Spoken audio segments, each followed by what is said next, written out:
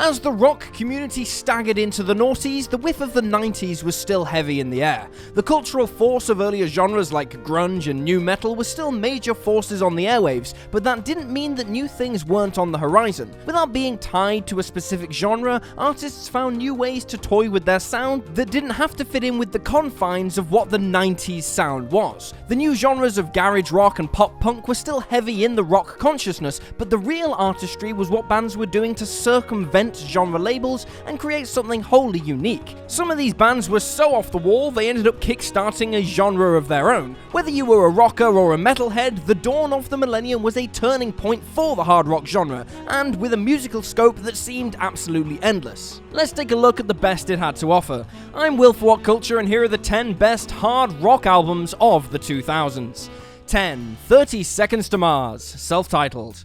Regardless of Jared Leto's pedigree as an actor, there's no denying that the man has some serious musical chops. 30 Seconds to Mars hit the ground running with one of the more adventurous releases to come out of the decade. There are certainly some elements that are more in tune with the nu metal spectrum, like the detuned guitars and broad chord voicings, but the way the band incorporates synths makes the sonic landscape feel incredibly vast. Along with bands like MUSE, Leto and co were developing what would be known as modern-day space rock. Whilst the instrumentation draws parallels to prog and metal, the real signature of the band is Leto's vocal delivery, which came through as a perfectly clean shriek over the chaos below. Give the record a listen and you'll start to see where later space rock bands like Angels and Airwaves get their initial ideas from. Leto may not be the best joker, but his musical ventures are anything but laughable. 9. 3 Cheers for Sweet Revenge, My Chemical Romance. Across its lean 40 minutes, the band never lets their foot off the gas, as they make fantastic use of their instrumentation through tunes like Thanks for the Venom and Give 'em Hell Kid. Even the more subtle moments like The Ghost of You have just the right amount of understated beauty to work their way past your eardrums and into your hard rock heart.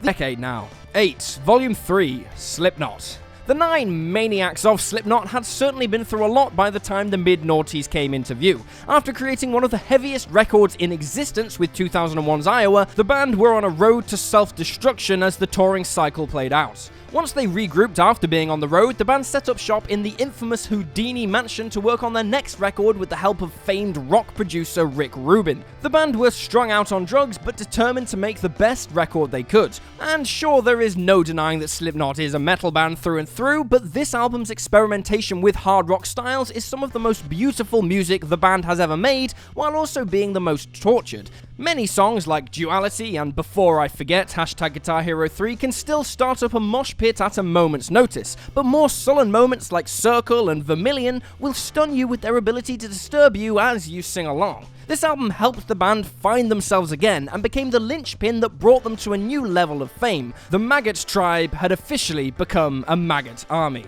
7. Hybrid Theory, Linkin Park. Coming out of the club scene in LA, Linkin Park became one of the biggest overnight success stories in rock when they unleashed Hybrid Theory. The album was heavy for sure, but the band's setup of 2 singers made them a unique creation amongst their harder-edged peers. On one hand, there was the more introspective rapping from Mike Shinoda, and on the other, Chester Bennington's searing rocker shout. This give-and-take scenario made for some fantastic singles like In the End and One Step Closer, with lyrics that tackled the inner struggles that afflict anyone who's ever gone through a rough patch. As it turned out, the youth of America were finally ready for this heavy turn of music, which led to the record eventually being certified diamond. Linkin Park had made their mark as the great alt-metal band, but the future seemed wide open now that they had conquered the mainstream single-handedly. 6. Origin of Symmetry, MUSE. While MUSE had started to generate buzz in the late 90s, the band's similarities to Radiohead in their early years was a major stumbling block for potential fans. Though the band had a lot of promise, they needed to mix things up on their next release in order to really wow the masses. As such, Origin of Symmetry shows the modern power trio forging ahead into a more prog rock territory,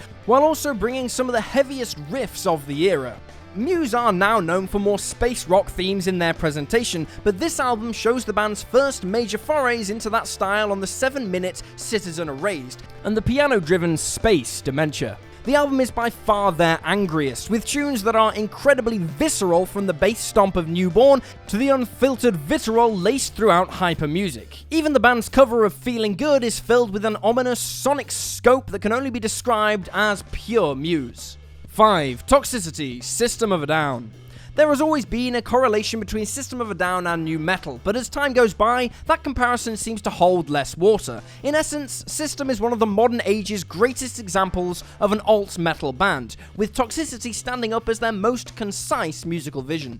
We get some of the most ferocious riffs of the band's career, from the atonal chaos of Chop Suey to the almost tribal-sounding descent of Aerials. While the riffs are definitely one of the band's trademarks, Serj Tankian's voice soaring over everything cannot be equalized. However, the band's focus is on much more than just their vocal chops. The punch-in-the-face urgency of the title track and the anarchic atmosphere of Open a Prison Song are pure shots of adrenaline as the rhythms burrow their way into your skull. Plus, the lyrics are fantastic as they showcase political condemnations on the powers that be, like on the aforementioned Aerials or on Chop Suey's perspective on war and religion. These tracks are seething with rage, but the groove that System provides behind it is almost impossible to resist. 4. White Pony, Deftones.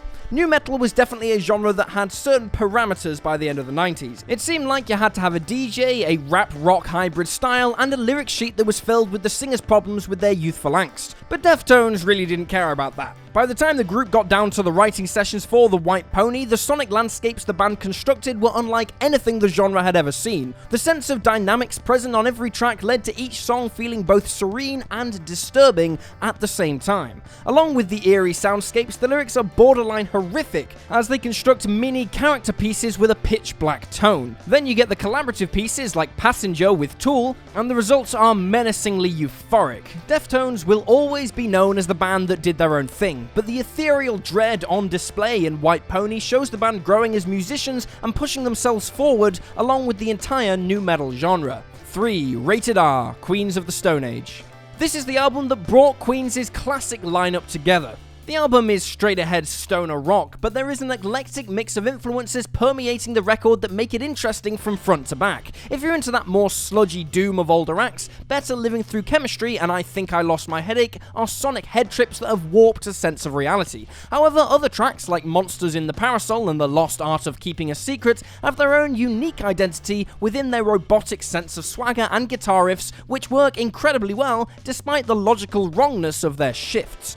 Rated R is the sonic equivalent of drinking 3 cognacs consecutively, and damn it, I wouldn't have it another way. 2. In Your Honor, Foo Fighters. After an incredibly contentious recording process that nearly broke the band apart, Dave Grohl wanted to shake things up for the Foo Fighters' next release. When composing the music for In Your Honor, Grohl came up with an enormous batch of songs ranging from hard rock pit anthems to delicate acoustic compositions. Rather than use softer material in a different context, Grohl slowly warmed up to the idea of a grander musical vision for the album. The album was hugely successful, garnering hits like No Way Back and the anthemic and often memed Best of You. With 20 tracks, the album never feels bloated as the Foos take sonic left turns like on the gorgeous On the Mend and the shimmery 70s rock of Resolve. We also get some of Dave's most personal lyrics on the back end, like a tribute to Kurt Cobain on Friend of a Friend and a song for his daughter on Miracle. 1. Lateralis, Tool. As the new millennium was dawning, Tool had already shown themselves to be one of the most off-the-wall metal acts of the modern age, and then they hit us in the face with Lateralis. Upon a first listen, the album is a brain-melting experience that takes the listener on a sonic journey through a myriad of different topics from human existence to the loss of connection between individuals. This is the juncture where the band went from being a complicated metal band to being the heaviest prog rock act to come out of the metal sphere. The beauty behind these tracks comes from the fact that they can be listened to on different levels. Metric shifts and recording idiosyncrasies are perfect for music nerds, but the songs are equally as strong if you just want to headbang along. Before they reached the noughties, Tool was another exemplary metal band starting out amongst the rest. After Lateralis, the world found out that this was a band that could not only push themselves forward, but push the entire hard rock genre into uncharted territories. And there you have it, folks, the 10 best hard rock albums of the noughties. Feel free to drop this video a like if you enjoyed it, and drop me a follow on Twitter at YouSlyDogU. I'm Will for What Culture, thanks for hanging out, and I'll see you next time.